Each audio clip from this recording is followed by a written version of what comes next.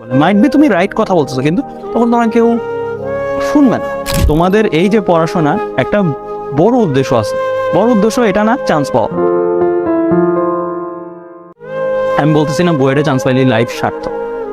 কারণটা কি? কারণ হচ্ছে ধরো ফর এক্সাম্পল তুমি বুয়েটে চান্স পাইলা না বা ভালো কোনো কিছু অ্যাচিভ করে না, নট অনলি বুয়েট বাট তুমি যে কোনো জায়গা থেকে ভালো করতে পারো, সো করলা না, তো তোমাকে কেন শুনবে? ওয়াই? তুমি একটা স্টেজে দাঁড়ায় কথা বলবা, তোমাকে মানুষ শুনবে? এত সময় নেই তো মানুষের। তোমাকে ওই পরিচয়টা দিতে হবে যে হ্যাঁ তুমি এক্সিস্টিং সিস্টেমে তুমি টপার, এক্সিস্টিং সিস্টেমে তুমি টপার। দেন তুমি যদি সিস্টেমকে চেঞ্জ করতে আসো তোমাকে মানুষ মানবে। তুমি যদি এক্সিস্টিং সিস্টেমে ফেইলিয়ার হও অ্যান্ড তুমি সিস্টেমটা চেঞ্জ করতে চাচ্ছ, তাহলে মানুষ ভাবে কি ও পারে না নিজে, অ্যান্ড ও এখন এক্সকিউজ বা ও এখন নিজের ব্যর্থতাটাই ডাকতেছে সিস্টেমের দোষ বলে। মাইট বি তুমি রাইট কথা বলতেছো, কিন্তু তখন তোমাকে কেউ শুনবে না। নো ওয়ান উইল মানে হিয়ার ইউ, মানে তোমাকে কেউ অ্যাটেনশন দিবে না। ঠিক আছে? সো এই জায়গাটাতে খেয়াল রাখতে হবে তোমাদের, যে তোমাদের এই যে পড়াশোনার একটা বড় উদ্দেশ্য আছে।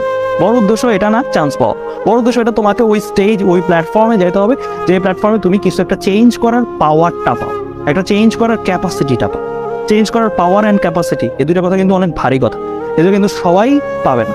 ধরো আমি একটা কিছু চেঞ্জ করতে চাই, আমি কি সব কিছু পারবো? এখন চেঞ্জ করতে পারবো না, কারণ আমার অনেকগুলো জায়গায় লিমিটেশন আছে, রাইট? আমি চাইলেই কিন্তু শিক্ষা ব্যবস্থা চেঞ্জ করতে পারবো না, পারবো না।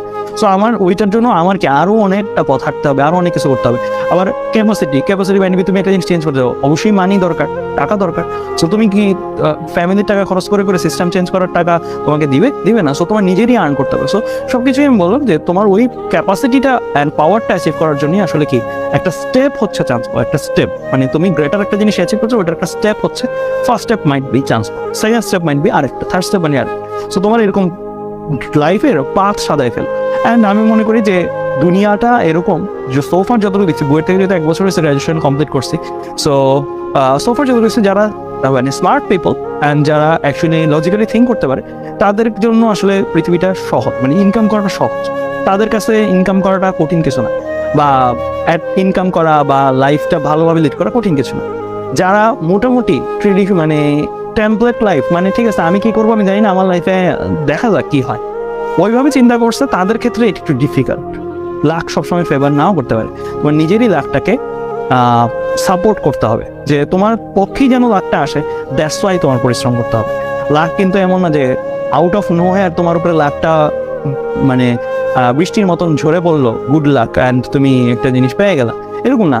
লাকটা যেন তোমার পক্ষে আসে, তোমার এর জন্য পরিশ্রম করতে হবে। দেন তোমার লাকটা ফেভার করলে দেন সবকিছু মিলে হয়। অ্যান্ড বাংলাদেশ থেকে অলরেডি অনেকে গুগল, অ্যামাজন বিভিন্ন জায়গায় চাকরি যাচ্ছে, বুয়েট থেকেও অনেকে যাচ্ছে, সো বিভিন্ন ইউনিভার্সিটি থেকেই যাচ্ছে। সো সব জায়গা থেকেই পসিবল, নট অনলি ইউনিভার্সিটিটা দরকার, বাট সব জায়গা থেকেই পসিবল। সো আমি শুধু গুগল, অ্যামাজন এগুলোর কথা বলবো না, এভরি পজিশনে তুমি যদি টপ পজিশনটা অ্যাচিভ করতে পারো, দিস ইজ সাকসেস।